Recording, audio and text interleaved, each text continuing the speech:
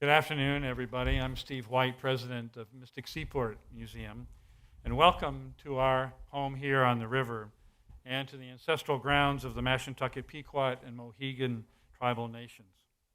Additionally, tonight's forum takes place on the very site of the mid-19th century Greenman Brothers shipyard. The Greenmans were central to the success of the local economy then, and importantly, given today's conversation, they were active abolitionists. In fact, George Greenman's obituary in 1891 included this, and I quote, "He loved liberty and hated oppression. In his home and at his board, every man, black or white, was his equal," unquote. We have a full house tonight. We thank you for being here and understanding the way in which we've had to set up the chairs and be appropriately socially distant. We're sorry that some of the view lines might not be ideal, but feel free to move your chairs to another wide open space if you feel like doing so. It's great to have you with us, Your Honor. Wonderful to have you with us tonight, especially. We appreciate the time that you're giving us and to all of our panel members. We welcome you, and we welcome all of you, local leaders and state leaders, educators, and business leaders in our proud community. Thank you for making it a priority to be here this evening. It says volumes about your commitment to the topic. In June, Mystic Seaport Museum and Discovering Amistad met to discuss how our two organizations could programmatically partner to coordinate our efforts, to work within our immediate communities and beyond to engage in proactive activities regarding social justice while advancing our own respective missions. It is important that we seize this moment and open all lines of communication and conversation in our region. Today is the manifestation of our vision back then in June. It is, we hope, the beginning of a statewide conversation. It is logical, too, that we convene here, as the museum built the replica Amistad and launched her there at the shipyard in 2000. As you can see, we are recording today's conversation, and it will ultimately be available on our website and on Discovering Amistad's website. For the benefit of others, we thank you for wearing your mask and face coverings and for muting your cell phones. And a special thank you to Tamara Moore of Discovering Amistad and to Becca McBee of Mystic Seaport Museum for all their work in organizing today's Freedom Forum. It is now my pleasure to turn things over to Len Miller, Chairman of the Board of Discovering Amistad. Len has resurrected the ship and its programming. The Amistad's potential as a platform for learning and awareness is again realized under his good leadership. Len, I'm pleased that we are collaborating and bringing these important voices and perspectives to our forum today. Ladies and gentlemen, Len.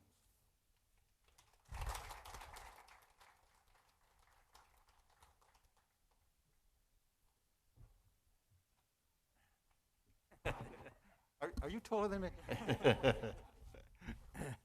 I'm going to take this off just when I speak. Is that allowed or allowable? Thank you all for coming. We greatly appreciate your being here. Thank you to Steve White, Mystic Seaport, for co-hosting this with us, which we hope will be one of many that we do throughout the state. And again, to echo what Steve said, thank you to Tamara Moore and Becca McCabe for all they've done. They're two people that I swear did the work of many, many. So thank you very much. To me, it's very meaningful to have our first forum here because there's so much history around us. And it reminds me of how important ships and the seas have been to the building and formation of this great country of ours. One of those historic events, one of those stories, is the Amistad Uprising, which all of you, I think, are familiar with. But approximately 180 years ago, I'm going to take my glasses off, a group of Mende tribespeople from Sierra Leone were taken from their homes in the middle of the night, put on the original Amistad ship, and headed to the United States to become slaves. There was, as you know, an uprising on that ship And as the saying goes, the rest is history. But the Amistad story is a story of slavery. It's a story of freedom. It's a story of oppression, a story of resistance, and also a story of black and white people working together. Our organization, Discovering Amistad, teaches not only about the uprising, but also about the 180 years since the uprising. We have had a civil war, Emancipation Proclamation.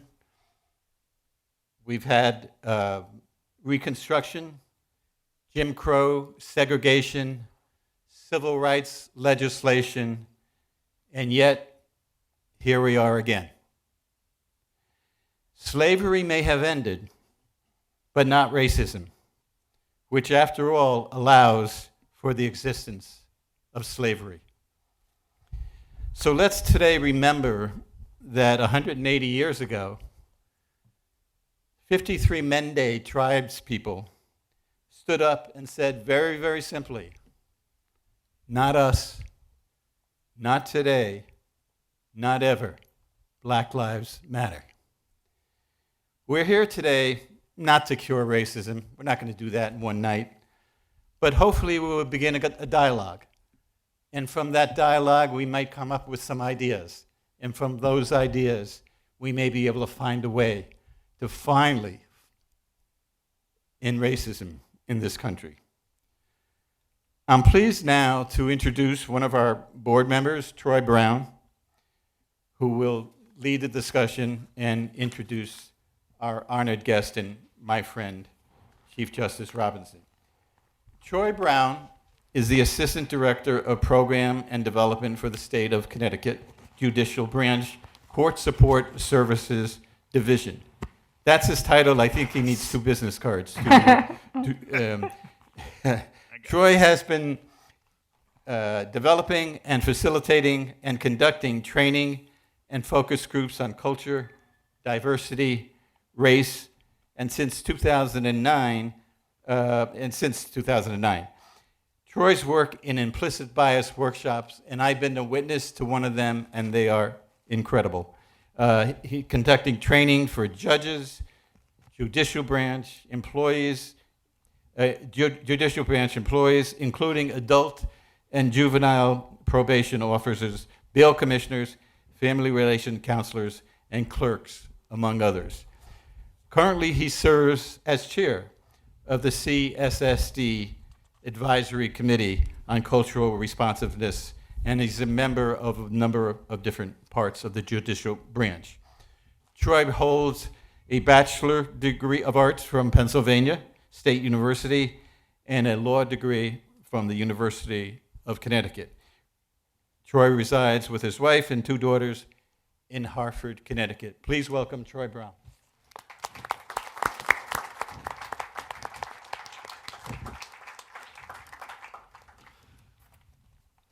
Thank you, Lynn.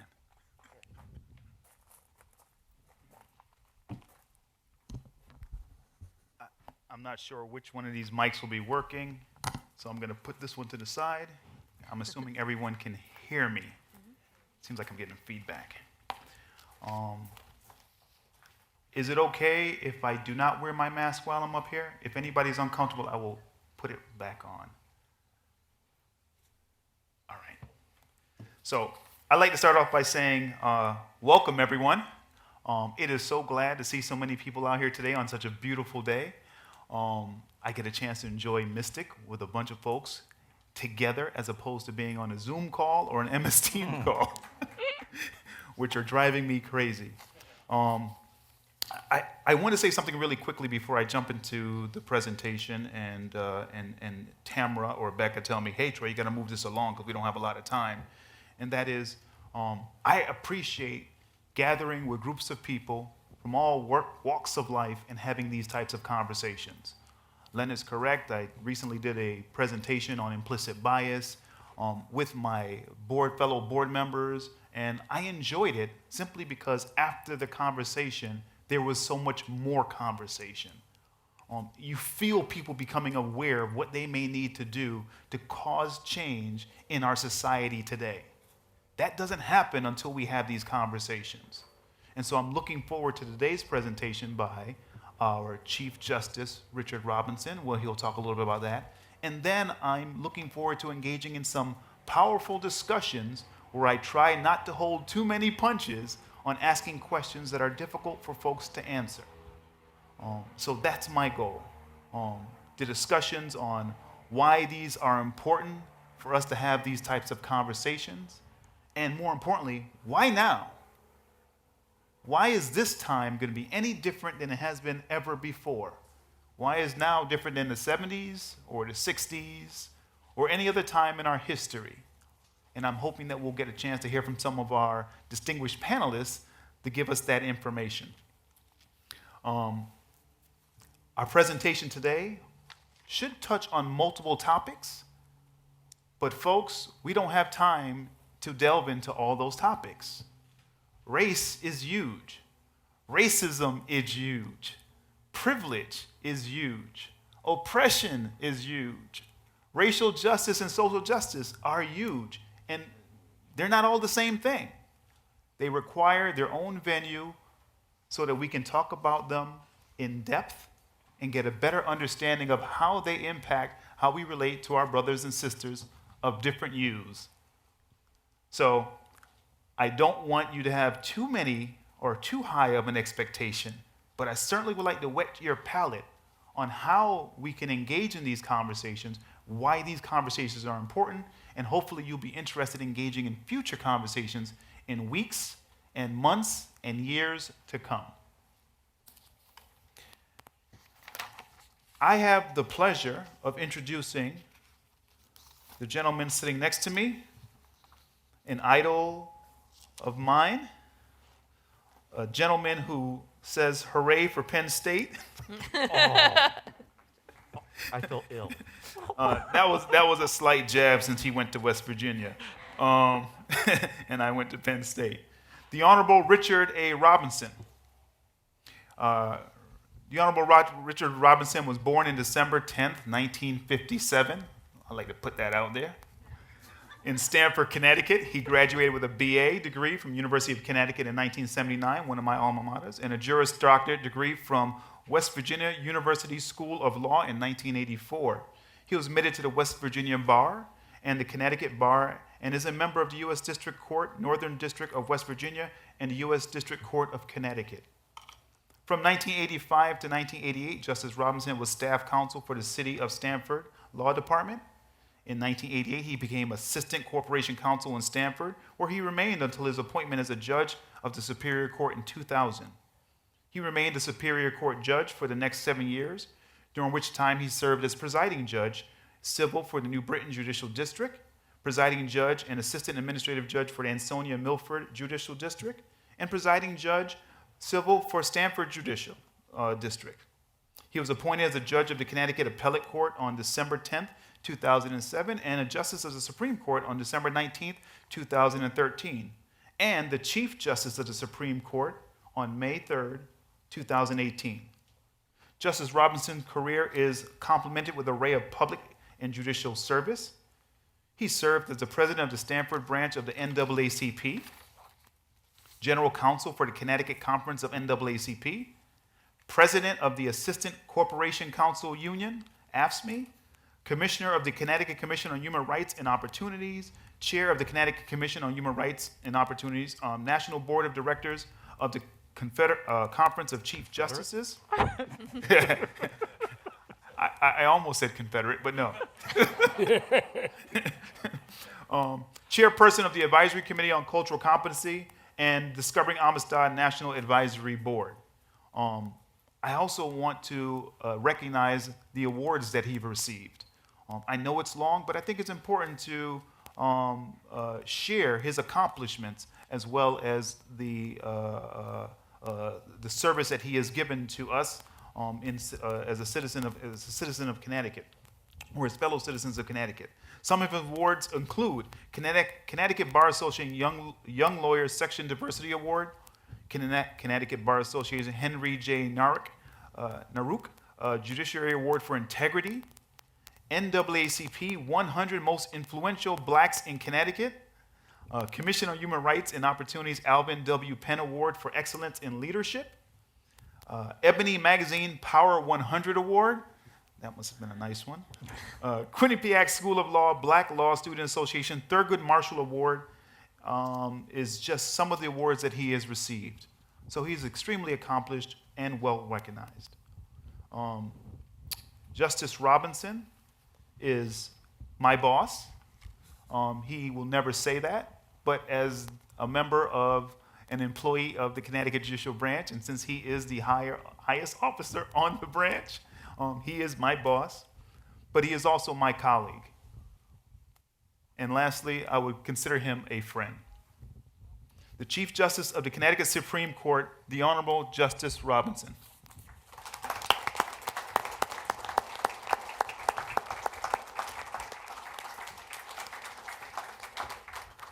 Thank you very much, Troy. And you preempted every joke I was going to say about you and the Nittany Lion.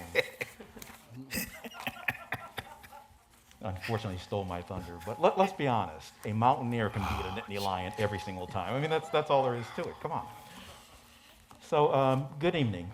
Len and the members of the board of Discovering Amistad, I want to thank you for giving me the honor of being here and inviting me to the first keynote to be the first keynote speaker in the Freedom Forum series. The mission of Discovering Amistad provides as following. Discovering Amistad is a nonprofit educational organization that provides full-year programming for its tall ship, the Amistad, in classrooms and at historic sites and partner organizations. It enables children and adults in Connecticut and the region to discover the story of Amistad and its impact on Connecticut and the nation. Importantly, the organization provides learning opportunities for children and adults to discover the relevance of Amistad to today's world. I've had the honor and pleasure of serving Discovering Amistad in various capacities over the last 3 years. Those of you who are familiar with us know that the Amistad is more than a replica of a slave ship. He is more than a state ship of the state of Connecticut. Amistad is a vehicle that informs of the importance of our past, to know our presence, so that we can shape our future. Although due to the current pandemic, we cannot have you physically board the Amistad, but I've received the orders from the captain and been instructed to welcome you here so that you can begin what we hope will be the first of many honest discussions on the topics of race, privilege, oppression, and justice in America. Put simply, these discussions are long overdue. Len actually set up a series of things that happened after the Amistad Uprising. One of the things that was missing in that is honest conversations of what the institution of slavery did to the United States. I mean, think about this. 1865, the slaves were freed after the Civil War. It wasn't until the 13th Amendment of the Constitution was passed that they legally became free. After that, nothing, absolutely nothing was done to deal with the psychological trauma of slavery, where you actually dehumanize an entire group of people to a point where you could do anything to them that you wanted to do. Now, before I begin, I must tell you that my role in this conversation has to be somewhat limited. As you know, I'm a member of the judicial branch, and the canons prevent me from saying certain things in a public forum. For example, I cannot and I will not discuss any pending cases, and I won't express any of my political views. That would be a violation of Canon 7. As some of you may already know, shortly after the death of George Floyd, I sent an open letter to the members of the judicial branch. It was a rather unusual letter for an individual in the position of a state chief justice to do such a thing. But I note that I was in good company. Many of the other chief justices in state and federal courts have now publicly spoken about the events that are occurring around us. Think about how extraordinary that is, the judicial branch speaking up.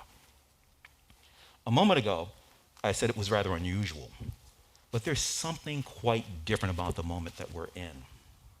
It is as if we were at a crossroads, and what we do at this very moment will determine whether we are finally going to live up to America's ideals of equality and true justice for all, or forfeit them to the dustbin of time. I think that the Judicial Code of Conduct actually requires us judges to speak out. about our obligation to uphold the integrity and independence of the judiciary. That's under Canon 1. And to engage in activities to improve the law and legal system in the administration of justice. That's in Canon 3. Since June, many of the Chief Justices and state court systems around the country have made statements concerning the state of racial justice in the United States in a way that has never happened before, including but not limited to the following states and courts. The Alaska Supreme Court on June 5th, the California Chief Justice Tani Cantel Sakoye on June 8th, the California Supreme Court June 11th, the Connecticut Chief Justice, me, on June 9th, the District of Columbia Chief Justice Judge Anna Blackburn Rigsby on June 10th, the Georgia Chief Justice Harold Melton on June 5th, the Hawaii Chief Justice Mark E. Rechtenwald on June 15th, the Illinois Supreme Court on June 22nd, the Indiana Supreme Court Chief Justice Laura Rush on June 5th, Louisiana Chief Justice Burnett Joshua Johnson on June 8th, the Maine Supreme Judicial Court on June 8th, the Maryland Chief Justice Mary Ellen Barbara on June 9th, Supreme Court of Massachusetts on June 3rd, New Jersey Supreme Court June 5th, New York Chief Justice Janet D. Fiore on June 9th, North Carolina Sherry Beasley, who is a brand new Chief Justice, on June 2nd, Ohio Justice Maureen O'Connor on July 3rd, Oregon June 5th, Rhode Island June 23rd, Tennessee June 25th, Texas. Texas actually has two Supreme Courts, actually. There's the Civil Supreme Court and the Criminal Supreme Court. The Criminal Supreme Court of Appeals in Texas on June 10th, Utah Salt Lake City Justice Court on May 31st, and the Washington Supreme Court on June 4th. Now, I deliberately listed those out individually so you could see the impact of what's going on has affected all these Chief Justices. And so you may ask yourself, why all of a sudden are the justices speaking out about this? As I said before, I think the canons require us to.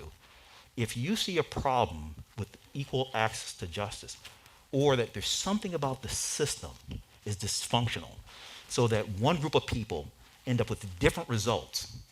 And the National Sentencing Commission actually looked at the sentences in federal court, and they came to the conclusion that in the federal court system, you can have one criminal defendant who is black and another criminal defendant who is white with the same histories, same age, committed the same crime. The black defendant will end up with a longer sentence. How can that happen? I have to tell you, I will defend my fellow judges. We want to do what's fair, we really do, but there's something fundamentally wrong where you come up with something like that. That's why I go all over the country and I teach courses on implicit bias. Troy and I, we've attended each other's courses. As hard as I try to do a good job, I think Troy gave me a B last time, right, Troy? But don't worry, I'm not vengeful. I gave him a C. Yes. But I really feel it's important, and it's really interesting that I've been in many, many different states talking to the judiciaries. I mean, from Florida to one of the last ones I did was in Idaho. And whether it's an elected judiciary or an appointed judiciary, judges are seeing that things have gone wrong with our system and we need to fix it. But it didn't really reach a crescendo until June of this year. If you want to see those, what's going on with those states, I actually do have the website here. I was hoping we could do a PowerPoint presentation, but we couldn't do that. But if you need the website, I will give it to you. So let me just read to you what that, at least some of what that letter says that I wrote to my judicial branch family. Dear judicial branch family, I'm writing you in response to the recent events in our country that are affecting each and every one of us. I believe that in some ways the pain being felt by the members of our judicial branch family is unique because of the nature of our work, and for what I hope is a commitment of every one of us to provide equal justice for all. These are troubling times. Our senses have been bombarded with a constant stream of scenes of horrific injustices that have been and still are occurring across our nation. It was 55 years ago that Reverend Dr. Martin Luther King Jr. came to Middletown, Connecticut to deliver a sermon at Wesleyan University. During that sermon, Dr. King said, "Injustice anywhere is a threat to justice everywhere." I know that there are some people who do not believe that there is racial injustice in the United States. However, as the events in my own life, as well as the events in this country throughout the years have informed me, indeed there is. People who do not believe that we have a racial injustice problem are entitled to their own opinions, but they are not entitled to their own facts. Simply put, the facts are with me. I love this country enough to speak out when it is not living up to its ideals. I love this country despite its imperfections, but that does not mean that I am willing to accept them. In fact, I am ready, willing, and able to do the work to eradicate them. To paraphrase Albert Camus, I love my country, and I still love justice. I must make it clear that I'm not disparaging our law enforcement or our judicial systems, but I am saying that they are not perfect institutions. I am outraged by some of the things that I've seen and some of the things I've heard. With each new revelation, my heart breaks even more. And like many of you, I have long since reached the point that, as Fannie Lou Hamer once said, I'm sick and tired of being sick and tired. The existing imperfections in our justice systems have profound and lasting effects on all of us, but it's more severe on those of us who are most vulnerable. There is a need for real and immediate improvement. America can and must do a better job of providing equal justice under the law, the very words that are engraved on the front of the United States Supreme Court building in Washington, D.C. I believe that our justice system is one of the best in the world. However, to quote Victor Hugo, being good is easy. What is difficult is being just. Worse yet, the problems we are facing today are not new ones. During his speech in the 1963 March on Washington, Dr. King said it far better than I ever could. In a sense, we have come to our nation's capital to cash a check. When the architects of our republic wrote the magnificent words of the Constitution and the Declaration of Independence, they were signing a promissory note to each and every American, was to fall heir. This note was a promise that all men would be guaranteed the inalienable rights of life, liberty, and the pursuit of happiness. It is obvious today that America has defaulted on this promissory note insofar as her citizens of color are concerned. Instead of honoring the sacred obligation, America has given the Negro people a bad check, which has come back marked insufficient funds. But we refuse to believe that the Bank of Justice is bankrupt. We refuse to believe that there are insufficient funds in the great vaults of the opportunity of this nation. So we have come to cash this check, a check that will give us, upon demand, the riches of freedom and the security of justice. Like many of you, when I was a child, I believed that check would soon be cashed. I believed that we would pass moments like the crisis that we are facing today. I believed that Dr. King's dream would have long since been fulfilled. I believed that my two children would be living in a nation where they would not be judged by the color of their skin, but by the content of their character. I still believe in the promises of the dream, even though they have been deferred. We must not let the dream dry up like a raisin in the sun, to quote Langston Hughes. As I have publicly said before, we have come a long way, but there is a long way to go. My life is bookended by the torture and killing of Emmett Till and the election of Barack Obama. We are a better country than we have ever been, but there's still a lot of work to do.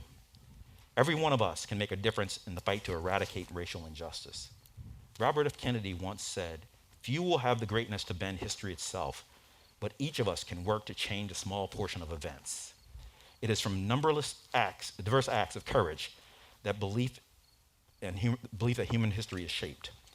Each time someone stands up for an ideal, or acts to improve the lot of others, or strikes out against injustice, they send forth a tiny ripple of hope, and crossing each other from a million different centers of energy, and daring those ripples build a current, which can sweep down upon the mightiest walls of oppression and resistance. Many of you have heard me talk about race, implicit bias, and my own life experiences facing these issues. Many of you have attended judicial branch training and programs that were designed to help deal with these issues in our own lives. But in order to fill the mission of the branch to serve the interests of justice in the public by resolving matters in a fair, timely, efficient, and open manner, I am proud of the work that we have started, but there's so much more for us to do. I know that I'm asking you a lot. I know that you are tired, you are weary, and maybe even rightfully disillusioned. But this is a battle for our nation's soul. We must double and even triple our efforts to provide equal justice for those we serve. But we have two choices. We have but two choices: to keep working hard and succeed, or to quit and fail. As for me, the latter is not an option. As President Barack Obama once said, change will not come if we wait for some other person or if we wait for some other time. We are the ones we've been waiting for. We are the change we seek. Chief Justice Richard A. Robinson. I had the space.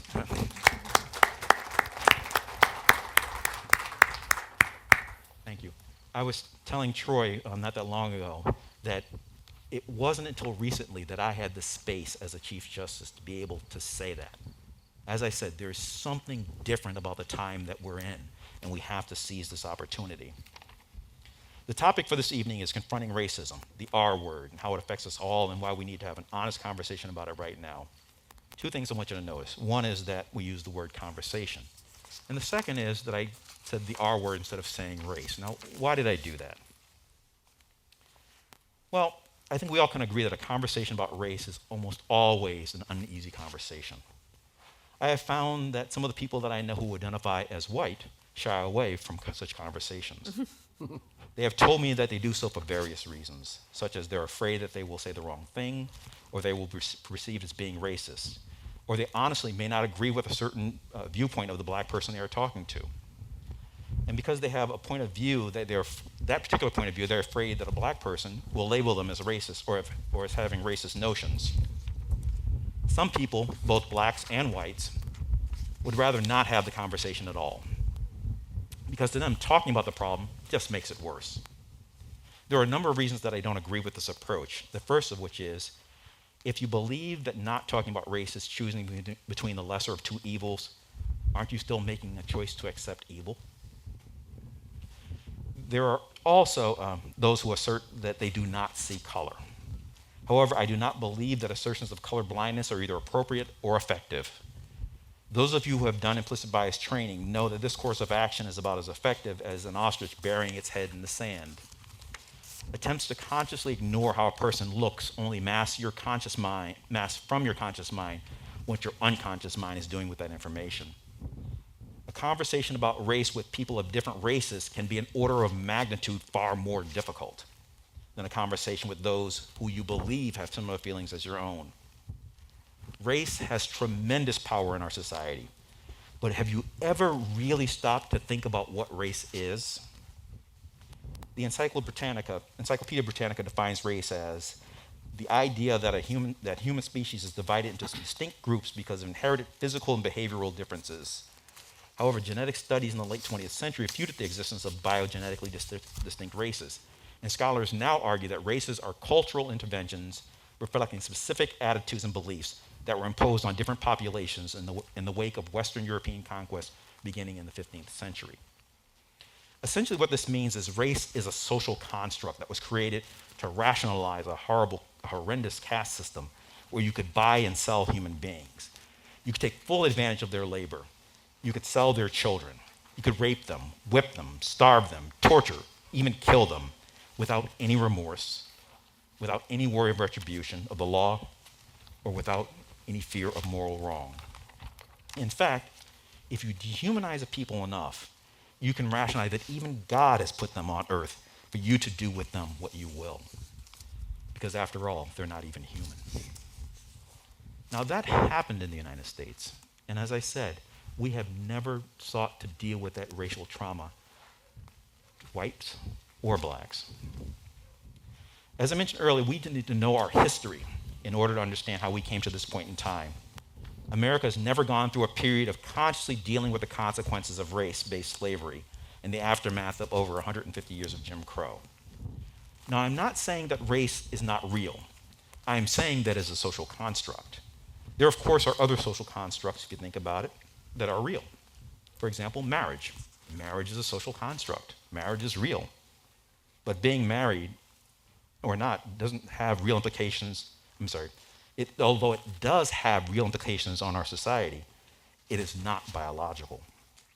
Being classified as a member of a certain race has very real implications in our society. But the truth is, the differences are not biological. So if I were to ask you, and actually I'm going to use Len because I know him well. Len, if I were to say, how do you racially identify? What would your answer be? Okay, prove it.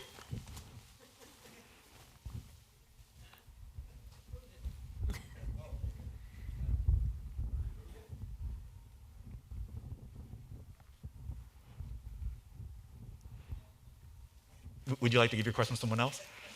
Can I call a friend? Well, see, that's the problem is if you think about it, blackness ranges from dark brown to white. White ranges from white to brown. So it's not color. There's something else going on there. Well, in 1978, Susie Gullery Phipps, a 44-year-old woman with white skin, looked at her birth certificate. Her daughter was getting married, and she needed to get her papers in order for her daughter to get married. She discovered that on her birth certificate, it was marked colored. Well, she didn't like that idea, so she went downtown and tried to get it changed, and they wouldn't change it. So she sued the state of Louisiana. After the lawsuit was filed, they do some discovery, and they find out that Miss Phipps' great-great-great-great-grandmother was a black slave who had been raped and impregnated by the plantation owner. In the 1970s, not the 1870s, the 1970s, Louisiana enacted a 132nd law that provided that that level of blackness was enough to warrant a legal designation of black. Although she sued, the outcome wasn't that great. So I ask you, other than the laws of the state of Louisiana drawing arbitrary lines about who's black, what made her black? What do you think it was in her mind that made her think she was white? Most of your life, you've put yourself and other people around you into these racial categories. So I'd like to say to all of you, prove it. How would you ever prove it? So Len, I'm sorry about using you as my example, but you can see how complex this issue of race is. So why is Len white? Why am I black? What brings us to that conclusion? Is it our skin color? No, it's something more than that. What if I had an even darker complexion, and I had straight jet black hair with a narrower nose and elongated nostrils? Would you jump to the same conclusion that I was black? What if I had slighter lightly complexion and naturally blonde curly hair and blue eyes? Yes, there are people of African ancestry with no European ancestry with blue eyes and blonde hair. As a matter of fact, there are many people with blue eyes and blonde hair, but we don't think of it that way. We've sort of been forced into these categories where those features are European. If you have those European features, then you have European genes somewhere in your lineage. Now, like Miss Phipps, my actually 5 times great-grandfather was a man named Joseph Pendarvis. Joseph Pendarvis was from Cornwall, England. Imagine the surprise on my face when I found that out. I knew that some of the members of my family looked different, but I was told that we were part Native American. It wasn't until I did a DNA test, and a DNA test cannot tell if you're black or white. There is no gene for race. What they can do is tell you that there's markers in your DNA that tells you that you are affiliated with this group of people somewhere else. So it could be Ireland, it could be England, it could be someplace like that. But there's nothing in your DNA that tells you that you're white or you're black. So I find out that I'm related to Joseph Pendarvis. I actually found out that I'm also, I share my great-great-great-grandfather, Joseph, with an actor who was on Veep, so I want to go to him and say, hey, cuz, can you get me a job? But it's really interesting. I mean, I identify as black. I'm part English. Actually, I'm toying with the idea of identifying myself as part English. So, you know, you see that our history is really complicated. To know that my cousin was the mayor of Orangeburg, South Carolina, during the Orangeburg massacre, where 4 black college students were killed, was quite upsetting to me. You know, I had seen Pendarvis Chevrolet, and I heard about Mayor Pendarvis, and I saw Pendarvis Funeral Home, and I thought, oh, maybe they were the owners of my family. Turns out they were my family. Joseph Pendarvis had 7 children with a slave named Parthena Pendarvis. And the oldest son ended up inheriting all the slaves. And so it's a very complicated history. But you should know that the concept of race that we talk about today is actually a very new concept which sprang out during England's eugenics movement. And it was championed by Sir Francis Galton, who was the cousin of Charles Darwin. The movement eventually spread to the United States and was practiced from 1907 to 1939. And American eugenicists believed in the existence of 3 races: Caucasian, Mongolian, and Negroid.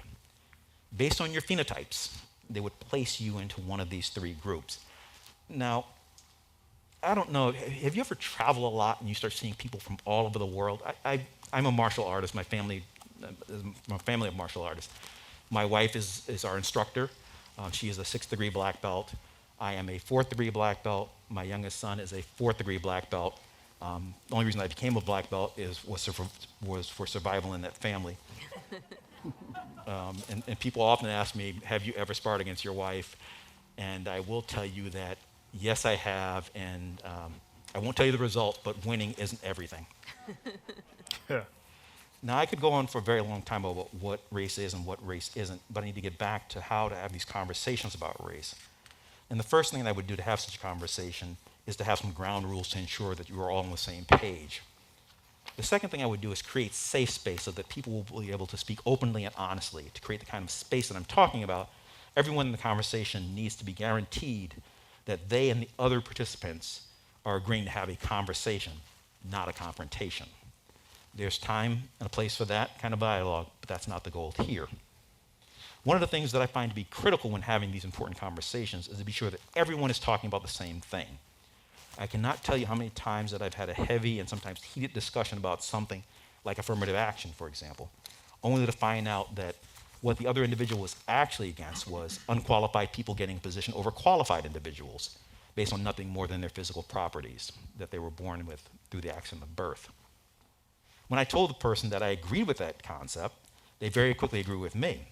But then I more quickly added additional information about how slavery and its aftermath, including but not limited to Jim Crow, and explicit government-sanctioned discrimination in home lending, housing, the GI Bill, the Farm Bill, all those things that created the middle class in the 1940s and 1950s.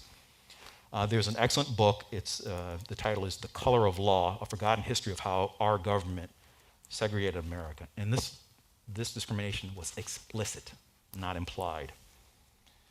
My point is that we need to make people sure that the conversation, that we're not miscommunicating, that we're indeed talking about the same thing.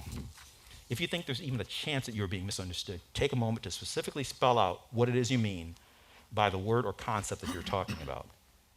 Now, a conversation requires 2 or more participants to work. It cannot be a monologue.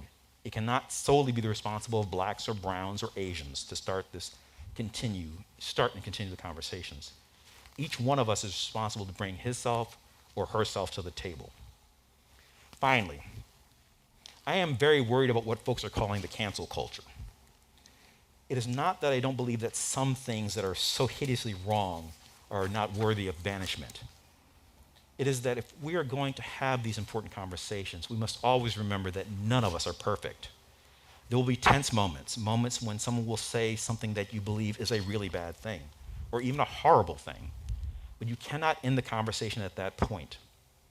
If we are going to make real and meaningful progress in our relationships with each other, to paraphrase attorney Adam Foss, who my committee, the Advisory Committee on Cultural Competency, introduced me to.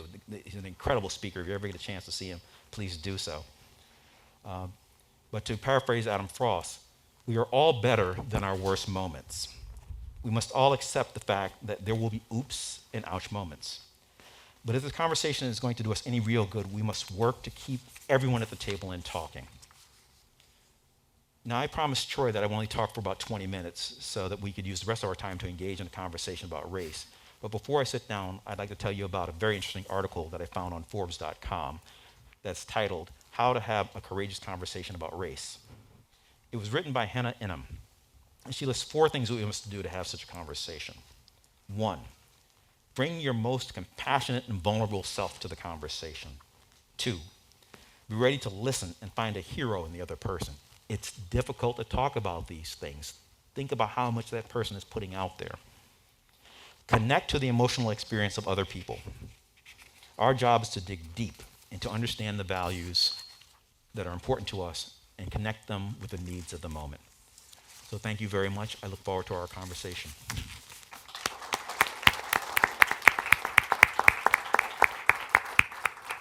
Oh, there is one other thing.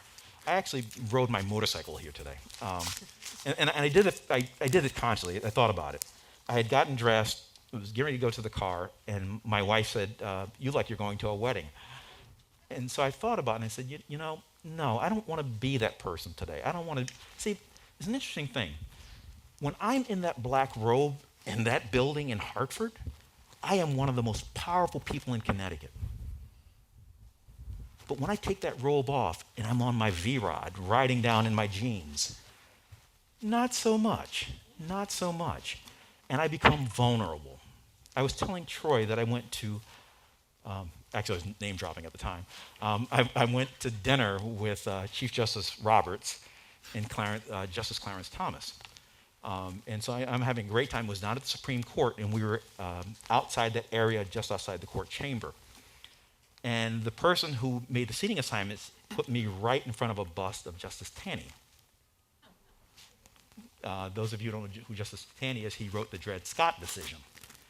And so I'm staring at the bust of Justice Taney the entire time, and I'm thinking, whoa. And it just made me realize what a weird moment that was. Here I am sitting with other Chief Justices from around the country. Just finished my conversation with John Roberts and Clarence Thomas. And all of a sudden, I'm back to reality of this country. Remember I said we need to know about the history in order to figure out where we are? And Taney actually said that no Negro has any right to which a white man has to respect. We have never dealt with that sentiment in our country. It's been too painful. We would prefer to forget that it ever happened or pretend that it never happened.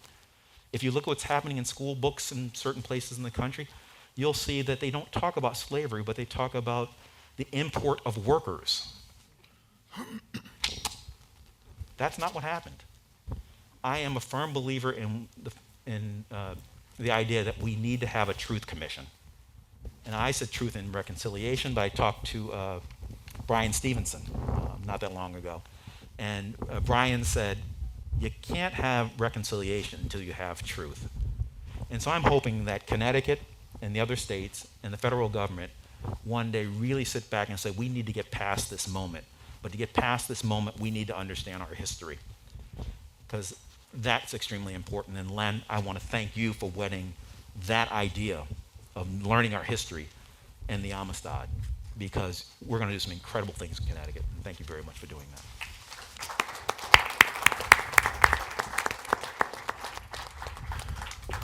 Thank you, Justice Robinson.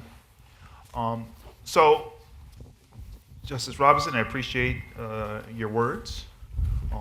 Thought-provoking, which is one of the things that we want to do here today.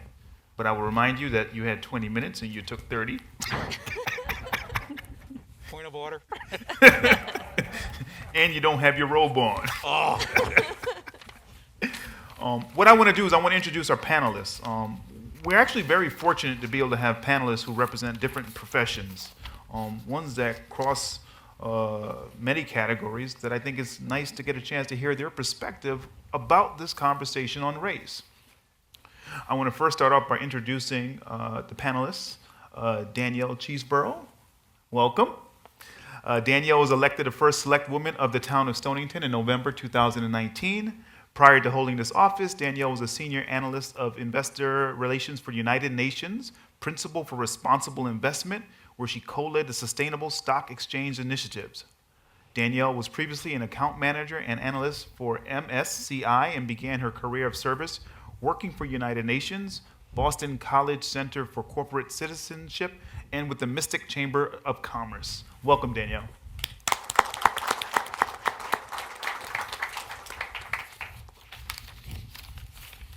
It's lovely out here, but this breeze, man.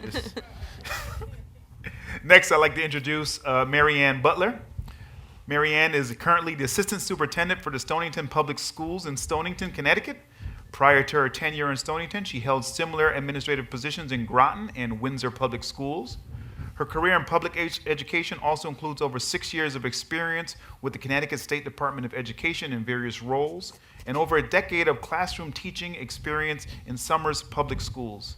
The Bureau of Education and Research in Bellevue, Washington hired her in 2003 as a national presenter on science education, and she continues to deliver seminars across the country as a consultant. Marianne is beginning her second 4-year term on the National Collegiate Athletic Association, NCAA, High School Review Committee, The entity hears appeals from schools objecting to NCAA staff decisions regarding programming for students, athletes nationwide. Recently, Marianne has completed 2 freelance writing projects for Penguin Random House. She is also one of the Fulbright inaugural cohort members of the Leaders for Global Schools 2019. Marianne proudly serves on the board of directors for La Grua Center for Arts, Culture, and Community in Stonington, Connecticut. She holds a BS in biology from St. Mary's College, Notre Dame, a JD from Western New England University School of Law, and a 6th-year degree in educational leadership from Central Connecticut State University. I'd like for everyone to welcome Marianne today.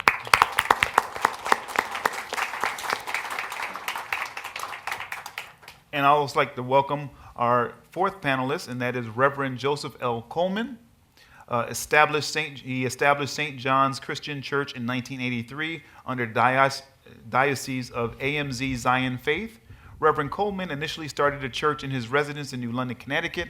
However, heeding to the voice of God, in 1985 they became St. John's Christian Church, a non-denominational entity, and they have held their services in Groton since that time. Reverend Coleman has been involved in a variety of civic organizations in Groton and New London, such as United Way, as a member of the West Side Middle School and Fitch High School, MASH, an organization for the homeless, and various other commitments. He is presently the chaplain for the City of Groton Police and Fire Departments. Welcome, Reverend Coleman.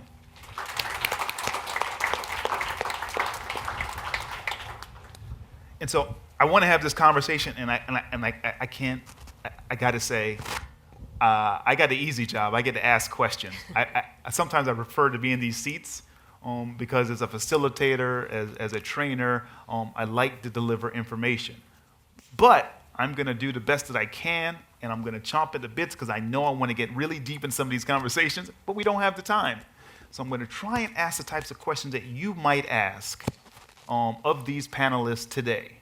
And I'm going to try to reserve a few minutes at the very end in case I don't ask the type of question that you might want to ask so that you can have an opportunity to ask them yourselves. We have a microphone over to my right, and I'll save a few minutes towards the end. I'm going to ask Tamara to give me a cue for 5 minutes when it's time to wrap up, so I can at least get a chance to get 1 or 2 questions from some of our audience for our panelists here today. But first, I want to start off with a very easy question, and I'm going to ask if I can hear from one of the 3 panelists who we haven't heard from as of yet. If you can tell me, why are conversations about race so difficult? Why are conversations about race so difficult? I jumped right into it. Anybody can ask? Anybody can answer. Okay. I think the reason why it's so difficult is because people really don't want to be honest to believe that it exists. And if it exists, they have to do something about it. And a lot of times we don't want to deal with the problems. So that's why I believe why we're in the things that we're in now, because nobody wants to deal with the problem. All right. Can I build on that? You absolutely can. Go ahead. In my experience, when I've been in a situation with adults having conversations, the vocabulary is an excuse to shut the conversation down because I'm not a racist, I'm a nice person. I don't have white privilege, I'm not a Kennedy. There's an excuse to push back the conversation, shut down the conversation around vocabulary, and that's an excuse. Right. It's absolute excuse. And so in my opinion, and I don't speak for all white people, just so you know, I think some of the vocabulary has even been softened, in my opinion, to make the conversation easier for white people to enter into. And it all seems around, the shutdown is all around this fear white people have to have a real conversation about what we learned as kids and what we need to unlearn as adults. Very nice. Danielle, would you like to add anything to this? Maybe I would just add, I think something Chief Justice touched on, in building on, I agree with what Marianne and Pastor Coleman said, but also, for a lot of people, we love our country, we love our town, we love our state. And how do you reconcile that with also saying we need to do better, that certain things aren't okay? So I think that's also a bit of a challenge, is how do you reconcile those two truths and still move forward? Got it. Thank you. Now, what is interesting about what we just heard from our panelists was, my question was, why is it so difficult to have a conversation about race? And we moved smoothly to racist and racism. And race and racism and racist is not the same thing, but they are very much connected. Did folks see how that happened?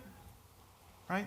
Because I heard what Marianne said, and that is, people have concerns about being, I think where you're going was being identified as a racist, right? No one wants to be or given that title. And therefore, as Pastor Coleman said, we don't want to have that conversation because I may end up getting that title. That is tough. And so that's why sometimes having these conversations can be really difficult. But I'm going to turn back to Chief Justice Robinson. I'm going to ask him the same question because you spoke to it. Why is it so difficult to have these conversations about race? Well, part of the problem is if it's just a social construct, our entire life we've been taught that this is biological, that these people are different, they're in different groups. And along with that, we've been taught that the people in certain groups are a certain way. Now, we don't like to think about the fact that if you say black and you say white and you say intelligence, which end are you going to go to? We've learned these things through an entire lifetime of watching television, listening to our parents, going to school and being in a rather homogenous group. Now, Troy, you said you went to Penn State. Oh, I'm sorry, I could barely say that.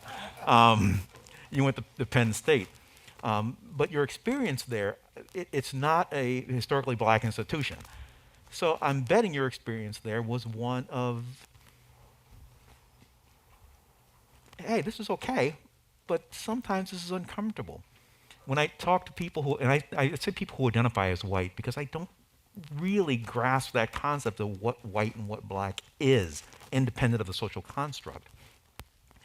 But when I talk to people who are white and they tell me that they've had an experience where, like my grandfather's funeral, for example, where a friend came and he said, I have to tell you, I was really uncomfortable. And I said, well, why were you uncomfortable? And he said, I was the only white person in the room.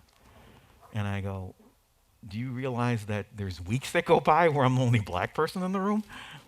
And that actually gave us an opportunity to have this conversation we wouldn't have had.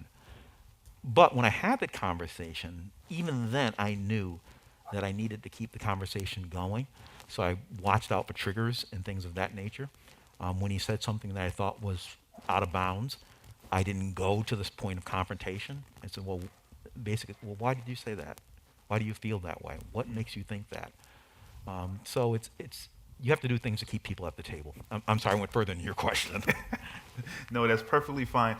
I wanted you to go there because you had mentioned earlier that race is a social construct, and your example that you gave us was marriage is also a social construct. We feel very comfortable about talking about marriage. We don't have a problem at all talking about marriage mostly, but we have a huge problem talking about race. Well, can I push back a little bit on that? Yes, you can. We don't have a problem talking about marriage until you start talking about marriage equality. That's correct. That's why I said. And that's where it starts to get uncomfortable. Once again, it's a social construct that people are uncomfortable with. But I'm willing to bet that as we live longer and longer with marriage equality, that the pushback will become less and less because it will become more of a norm. Yeah, agreed.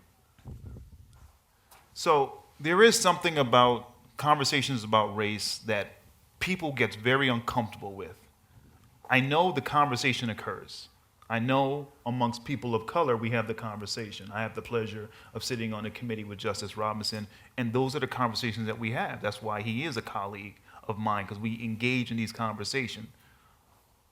But I really want to know why we can't engage more in these conversations, and I want the audience to get an understanding of why it's so difficult.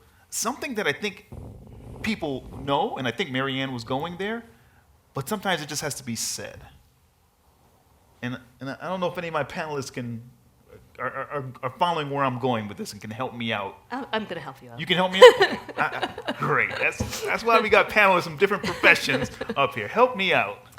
Well, I think, I kind of, like I said that, and I got laughing, and now I'm going to space out here a little bit. But I think in education, and I can speak with the conversations that have happened in Stonington with my curriculum team and our leadership team, and I want to give a shout out to some of my fabulous leaders that are here. Thank you for coming, and thank you for coming, and thank you for coming.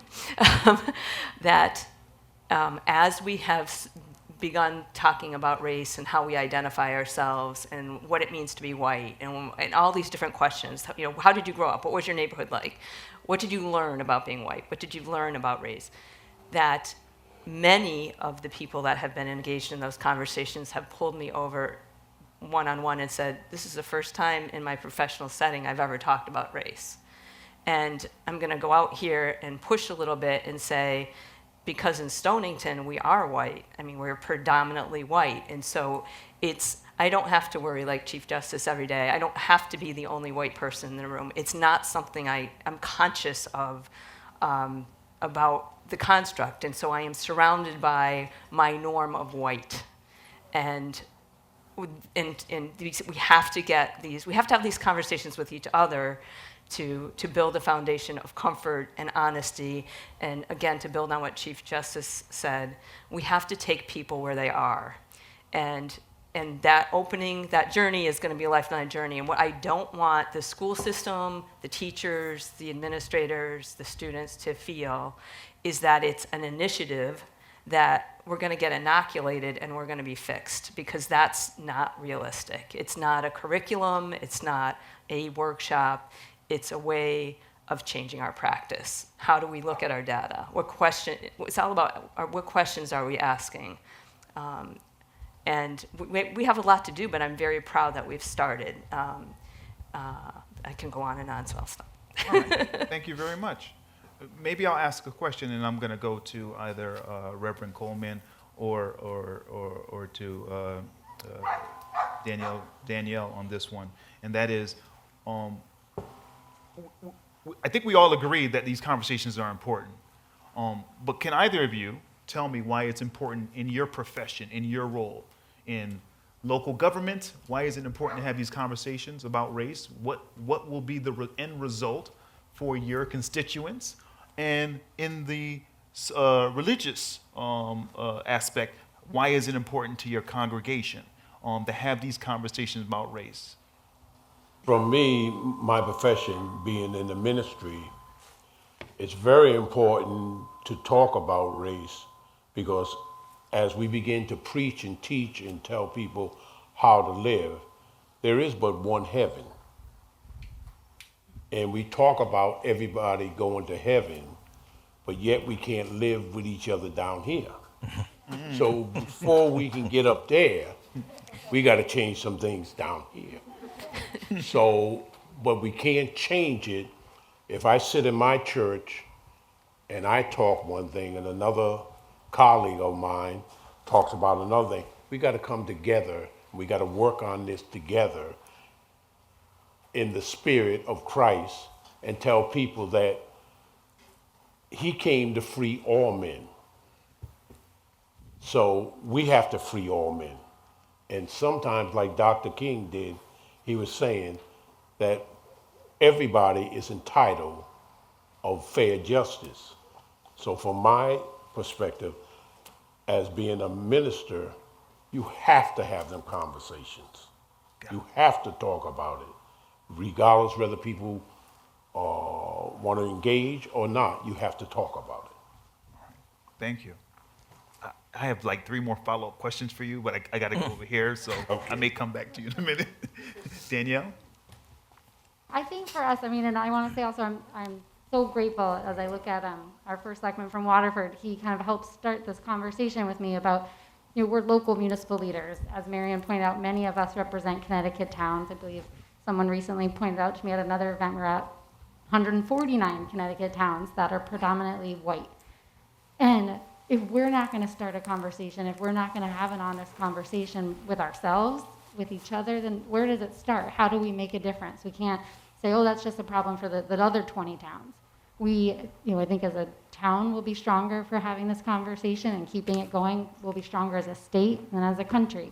So I think it's essential that we start this, and we're so grateful that we're starting here, and then hopefully we're going to keep the dialogue going in Stonington and Groton, but then also make our way to other towns around Connecticut with great partners like the Seaport and Discovering Amistad. So I think that's kind of why we wanted to start to be here, to start the conversation. And I will say, just on the comfort level, certainly I felt uncomfortable being asked to be on this panel, but again, if we don't start with ourselves, how can we ask others in our community to do this? And so as hopefully we dive into this more, we'll explore more of the kind of uncomfortable conversations that we have to have with ourselves and with each other. I'll sit back down. Thank you, Danielle. So maybe I'll be a little bit more targeted with my next question, and that is, here's the context. I get the sense that something of what Justice Robinson said earlier, that for him, I'm going to assume, and please correct me if I'm wrong, that you can't escape thinking about race, specifically your race, daily. That's correct. Okay. That's correct. All right. And so I'll ask the other panelists the same question. Do you think about your race daily? Yes.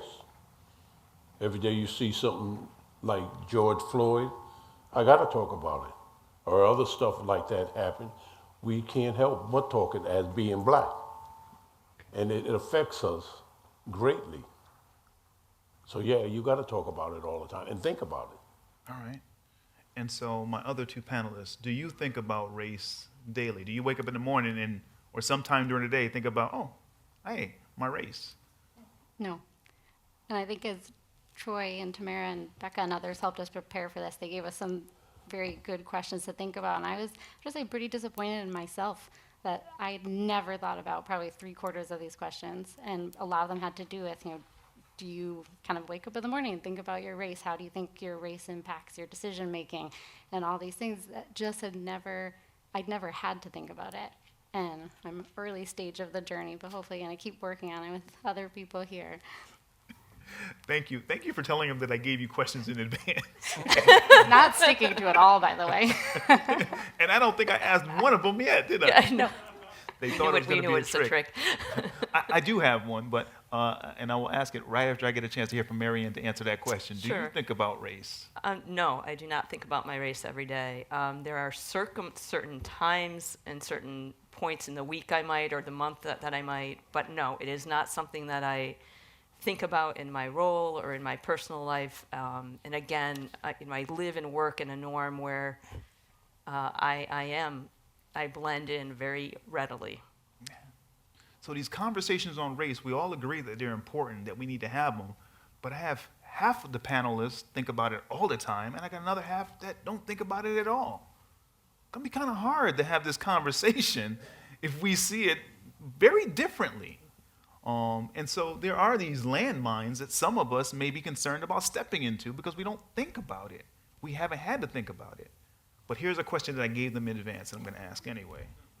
How has your race impacted your experiences in your role or in your profession as a clergy, as a educator, as a government official, first select woman, as a judicial or judiciary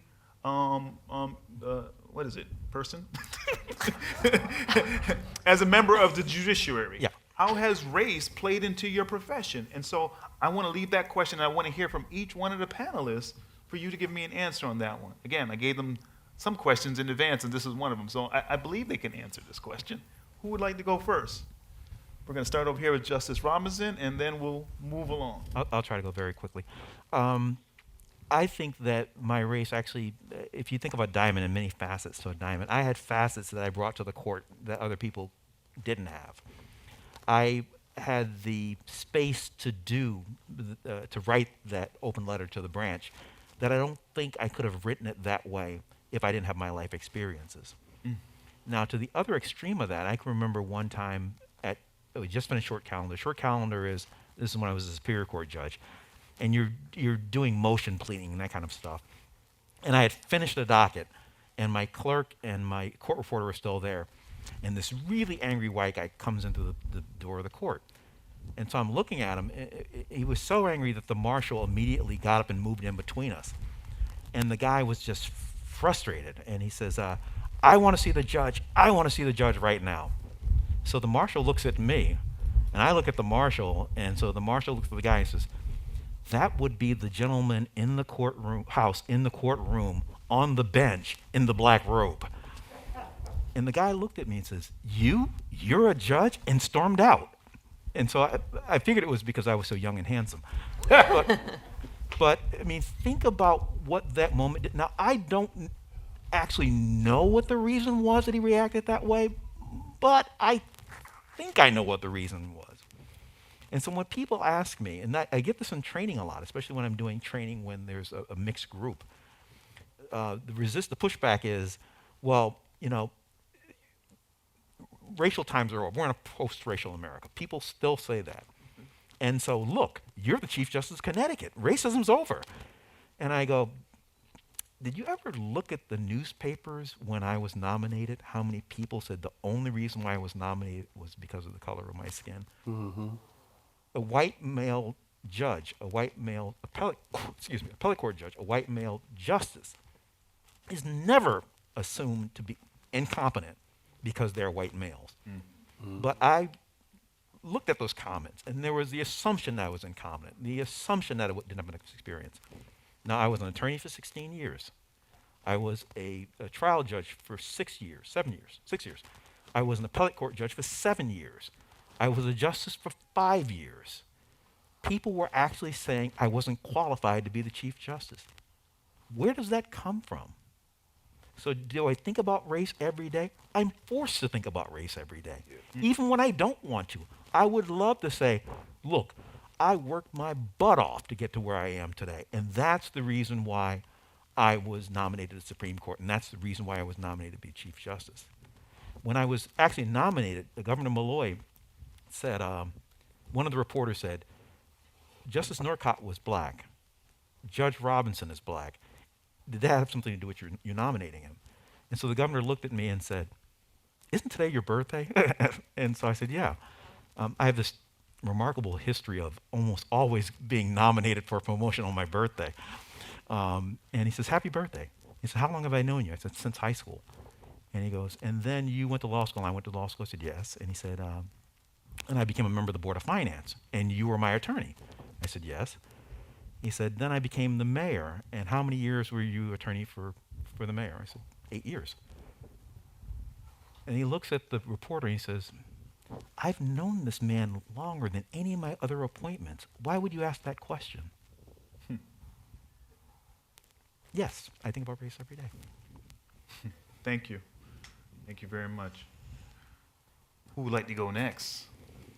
I'm happy to go down the line. Okay, let's go down the line. I think I gave a spoiler alert with my last answer, but no, when Troy did share this, at first I thought, no, like I think about some days my gender, sometimes my age, but I don't think my race impacts my decisions in my job. And then I thought a little bit harder, and how every decision any of us make, what do we base it on? Our experiences. So of course my race plays a role in the decisions I make, and that made me dig a little deeper and thinking about the whole concept that I think many of us are brought up on and still somewhat hold on to, of kind of individualism. And if you just work hard enough in this country, you can pull yourself up by your bootstraps. I mean, that is, quote daily in my life growing up. I had a great grandmother who came off the boat from Ireland to Ellis Island. We were very close growing up, and you grow up with those stories of everything that she went through to get to where she was and the hard work. And grew up with a single mom who worked extremely hard, put herself back to school nights, weekends. And sometimes it feels like denying that, just bootstrapping it and working hard can get you to where you are. It feels like you're not paying the respect those people are due. And in talking to people in our community, they have such similar stories. And it's so personal and deep to them that it feels like a bit of a betrayal, I think, at times, to say, maybe they had opportunities that someone didn't. It doesn't diminish, though, the struggle they went through or the challenges they face. But I think we all have to come to realize they did have opportunities. My family had opportunities that another family might not have had. So I think that's where, again, I said I'm in kind of early days of this self-discovery, but really trying to think, what decisions am I making in this job that I'm based on my own experiences, my own learned or lived truths that maybe aren't for everyone else, and maybe that we need to engage with others who think differently and have different experiences, and that might make us make different decisions, whether we're in policy, education, religious, judicial, business owners, whatever we might be doing, we can all do something. That's kind of my early stage discovery. Thank you very much. I'm glad that we had a chance to meet. Simply because one of the reasons why I like facilitating, having these conversations, I like asking the thought-provoking questions, and I can see it in people's eyes as they're processing, and they're like, oh, and they're evolving their thought process around these conversations. And I like seeing that, because the more they evolve, they also tend to loosen up also when they speak to me. And so I enjoy that. So I appreciate. I'm From very uptight to mildly uptight over this. You are not uptight. Stop. And so I want to get a chance to continue asking this question, but I want to state the question just in case folks may have forgotten it. The audience, how has your race impacted your experiences in your role, and if I go to Marianne, as an educator? So this will be the Cliff Note version, but I had the good fortune several years ago to be hired by Jeffrey Villar up in Windsor Public Schools, and at that time, the Board of Education had charged him to look at the district because it is a predominantly minority, quote unquote, minority district. Children of color, I think, about 70% of the population of the district, and they had, I think, just been identified as an alliance district, as one of the 30 poorest performing school systems in the state. And so through that experience, I was able to do some work with the National Urban Alliance and with Les Mounois and stir-fry seminars and study circles. And through that process, I realized, by working with my teachers and my administrators, about my misunderstanding of my role in a way, but my ability to partner with them and having these conversations and starting to, for the first time in my life, go into classrooms and see microaggressions. And then the more my eyes opened, the more I became able to listen for them and see them and address them. And so for me as an educator, it was like, how did I make it to, in my early 50s, to not even be aware of that as a reality? And so that was an opportunity for me to leverage my position as an assistant superintendent to keep those conversations going and to do meaningful work around that. And I believe that has served me well now in my current role. But that was really the first time I was aware again of my whiteness in a construct that I was an outlier in many ways, and yet I had the power to start a conversation that hadn't happened before. So there was a tug there, a lot of learning, a lot of tension, but the door has been kicked open in that district. I hope they are still having those conversations. Nice. Can you do me a quick favor? Can you speak to the power piece? You said you had the power. Les Mounois, so those of you who don't know Les Mounois, he is a national, maybe an international consultant, and facilitates conversations on race. And we had an opportunity, we meaning a small cohort of teachers and administrators in Windsor, had an opportunity to work with him in an intensive training about conversations on race. And he kept pushing back on me as the administrator, was making statements on behalf of my team, and part of my team was of color, part were white, and I thought it was my job as the boss to advocate for them, and we were a very good team, but he was pointing out to me that I should maybe perhaps think about letting them speak as my equals in that space rather than speaking on their behalf, and it never occurred to me. I thought I was championing the cause. Yeah. So it made me realize, so in other situations in the workforce, how am I really creating a team, or is that power in play all the time? And it led to conversations of with colleagues that I consider friends, and to learn about their stories that I never would have known, from a mom to a mom. Things that my colleague worried about her son getting his driver's license, that I have sons and I never worried about my sons getting their driver's. Like those real stories that made it impossible for the vocabulary to shut it down. These are real stories from real people, real fears, and real anxieties, and they're my colleagues. Thank you. It's interesting when you think about power dynamics. Sometimes the power is given to you because of your position in your profession, but you also have to ask, well, hold on, do I have a place of power simply because of my race? And so you may have seen that in Justice Robinson's example, when the guy comes into the courtroom and he's looking for the person with the power, and he automatically discounts him, right, the judge in the room, as not having power merely because of his race. But another person, it could have been anybody, could have been the marshal or the clerk, if they had been white, maybe he would have thought that person was deserving of more power and could give him the response that he was looking for. So that's why I asked you to talk about power, because you thought you were doing the right thing and said, hey, I'm just in here trying to cultivate my team and using my power. The question is your power because of your position, or is your power because of your race? And you may not even be aware that you're using the power based upon your privilege as a person who is considered to be of white race. But it gets deeper than that. I'm sorry to toss that out there because I could dig a little further on that one.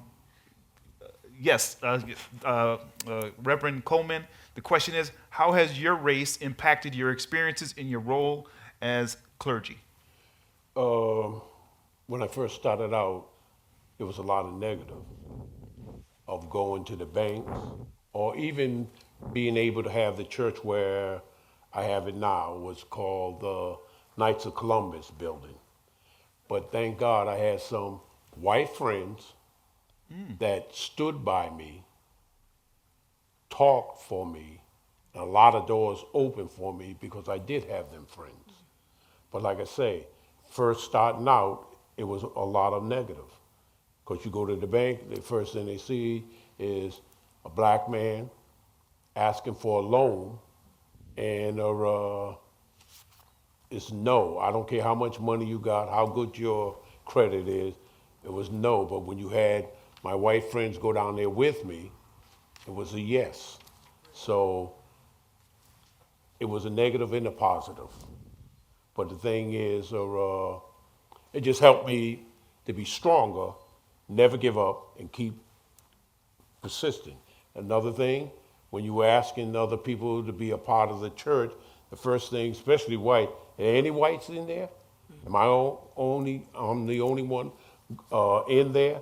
But now that I got a mixed congregation, they don't even ask that question no more. And I don't even tell them no more. I just tell them, come. Yeah, come and see. Thank you. Thank you very much.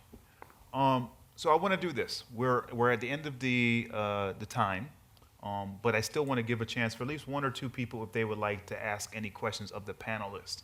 We talked about quite a few things. I tried to cover some items that I thought you would be interested in hearing from these folks, where they would be able to share about their profession and about why these conversations are difficult. But does anyone in the audience have a question they would like to ask? And if so, if you please come to the podium, to the microphone, which is to the right of Reverend Coleman. Yes.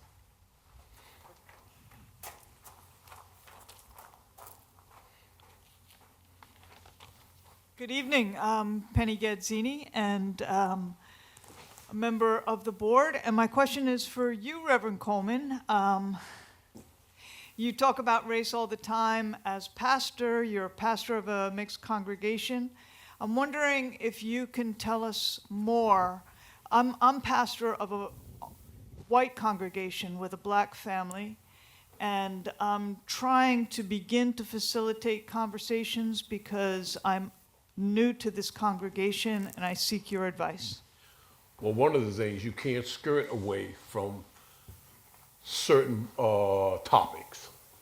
You got to be able to talk on any topic. I don't care what it is. And when things that are going on right now, what really impressed me, I was down to City Hall and had my associate minister And we were down there, there had to be over 1,000 of the young people. And one thing I noticed, and I told him, I said, do you notice one thing? So he said, what?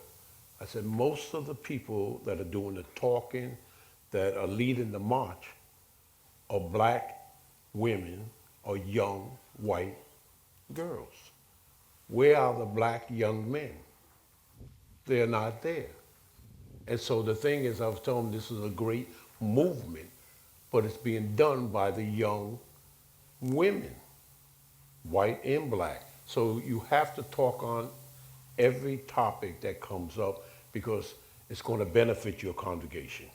It's going to make them stronger. They're going to feel more that you're concerned about them. So whether it's whatever it is, you got to talk about it. Thank you. So I think that'll help. I hope that'll help you. Thank you. And we got a juicy Old Testament passage or passage from the Hebrew Scriptures coming up for Sunday on Shifra and Puah defying Pharaoh's wicked social policies. Yes. Pharaoh's alive. So I want to leave with the last question for the panel before I move into ending the program, and that is for the panelists, for the audience here, if anyone or no one remembers anything else that you said today, what do you hope the people in this room take away from this discussion, this presentation, this event? And I'm going to start with Justice Robinson. No. I think the most important thing is that you can't, it's like implicit bias training. It can't be done in one session. Nope. No one's going to be able to fix us. We are a work in progress, all of us. And we have to keep these conversations going. Remember the oops and outs. You're going to say things that you might regret. You're going to hear things that you may not want to hear. But don't let that end the conversations. We are all better than our worst moments. Thank you. Danielle, takeaway. I don't like following you. No, I think it is. It's that we all can do something, and it's not going to be the same thing, but whether it's some soul searching, if it's volunteering with an organization, if it's advocating for policy change, local, state, federal, international, wherever your strength is, you can do something. There isn't a reason for any of us not to do anything. It could also just be you addressing a conversation you might hear among your own family members or your friends. So I think we can all do something, and again, hopefully we can, as a community, Groton and Stonington, keep this conversation going and work as a region and a state to keep doing more, because I think collectively we'll be able to accomplish a good deal. Thank you very much. Marianne. I'm going to use my favorite quote from John Cage, which is begin anywhere. This is not a linear process. It's not a one-shot wonder fix. Begin with a conversation with somebody you trust about, your experiences or your questions. Just be curious. If you're a person who doesn't believe this is real, that this is affecting people every day, I would ask you to suspend your disbelief and ask some questions and have some conversations. And it's all of our responsibilities. Everybody can do something to move this work forward. And it doesn't matter where you're starting from. Just let's proceed. Thank you very much. Reverend Coleman. My thing that I hope they take away from is what's the judge's name? Robinson. Robinson. Richard Robinson. Mm-hmm. One of the things he said that is something that happens to us as black. He's in this position, but he's not qualified. And that's wrong. Any person that's in his position has worked hard to get there. And you got to remember that as white people, that they just didn't put him there because he was black. And that goes anywhere from the police chief or mayor. They just didn't get there because they were black. They worked to get there. And that I hope you take away. That's something that we as black people have to always fight. That you're just there as a token. No, you're not. That's why we educate our children, send them to college, specify they have to go to college to be able to get a good job or be respected. Thank you. Even Penn State. Thank you. Yeah. So, because I'm the moderator, I get to answer that question also. That's right. Uh, so I'm going to say this. One thing I would like you guys to take away from that is, if you're really interested in making the change, what we're talking about here today, then I'm going to tell you something, and I'd rather be honest with you. It's hard. This is hard. It's not hard because you have to speak to someone of a different race. It's hard because you have to come to grips with how you have not thought about this and answer some of the questions that some of the panels here had to ask themselves. You're going to have to come to some realization on your own, and it's going to hurt. And I'll give you a tip. It don't just hurt white people, it hurts black people also when they have to ask themselves how they have supported the systems that encourage or perpetuate what we are living in today. And so I put it out there. It's tough. But if you're courageous and you think this is the right thing to do, it can be done. It can, like anything else.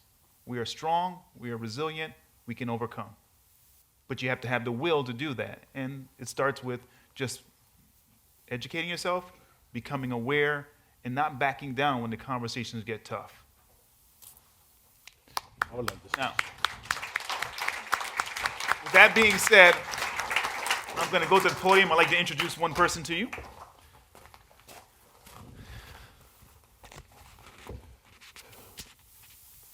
And before I do that, I'm going to say I'd like to thank our panelists, starting with Chief Justice Robinson. Thank you very much.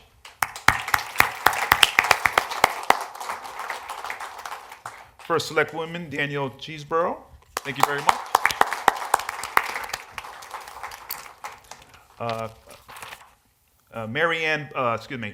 Assistant Superintendent Marianne Butler. And last, Pastor Joseph Coleman. Thank you very much. So I would like to end this on a note. We'd like to bring someone up to the podium now to say a few words for us. I'd like to introduce to you Antonia Wright. She is a rising sophomore.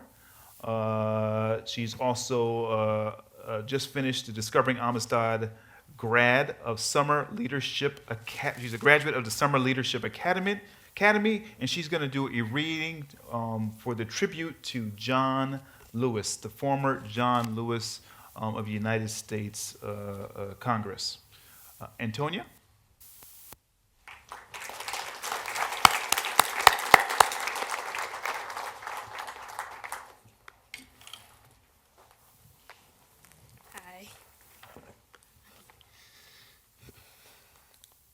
John Lewis, February 21st, 1940 to July 17th, 2020.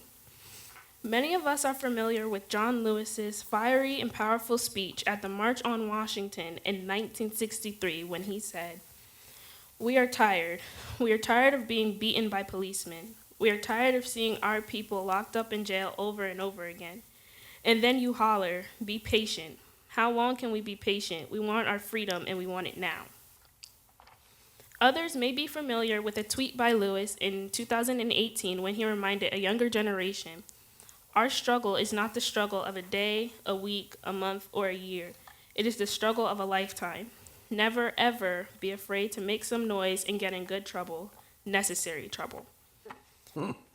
But today, after the murders of George Floyd and Breonna Taylor and Muhammad Arbery and too many others, and in the wake of the protests that followed across the United States and around the world, we reflect on the words he delivered in 2015 on the 50th anniversary of Bloody Sunday. People often ask me, why do you come back? What purpose does it serve? We come to Selma to be renewed. We come to be inspired. We come to be reminded that we must do the work that justice and equality call us all to do.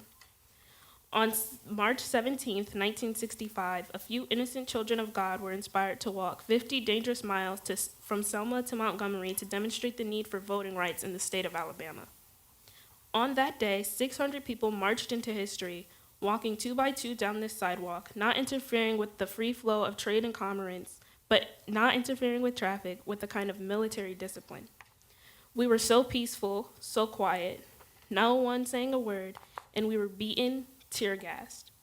Some of us were left bloody right here on this bridge. 17 of us were hospitalized that day. But we never became bitter or hostile. We kept believing that the truth we stood for would have the final say. This city gave birth to a movement that changed this nation forever. Our country will never ever be the same because of what happened on this bridge. Each of us must go back to our homes after this celebration and build on the legacy of the march in 1965. The Selma movement is saying today that we all can do something. So I say to you, don't give up on the things that have great meaning to you. Don't get lost in a sea of despair. Stand up for what you believe.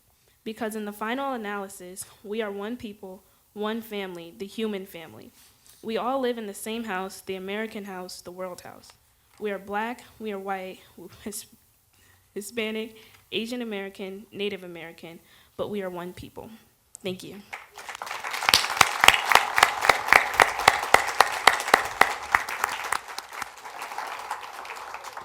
I would like to thank the Mystic Seaport Museum and Discovering Amistad for allowing this event to occur. I'd like to give special thanks to Tamara Moore and Becca McBee and give them a round of applause because it couldn't have happened without them at all. Two things. We will be emailing you a evaluation. I think we're going to email evaluation. I'd appreciate if you guys could fill out the evaluation. We do it very simply. We do a Likert scale, but we welcome any feedback that you have. Even if it's, hey, how can we get you folks to come out to my town or my organization to do a presentation or something to that effect, whatever, please share that in your evaluation. And then lastly, we do have some information that we're going to hand out. I think we're going to email to you as well, some resources that you can access. So you've heard Justice Robinson mention a couple pieces, couple articles or books. We have a list of stuff that will be helpful to raise your awareness. Some of them are books, some of them are articles, some of them are video links. We think you will find them extremely helpful so that you can become more comfortable with having these conversations. And we have it and we have some at the table, so you can grab those sheets right there at the table. And with that, I would like to say thank you and good night.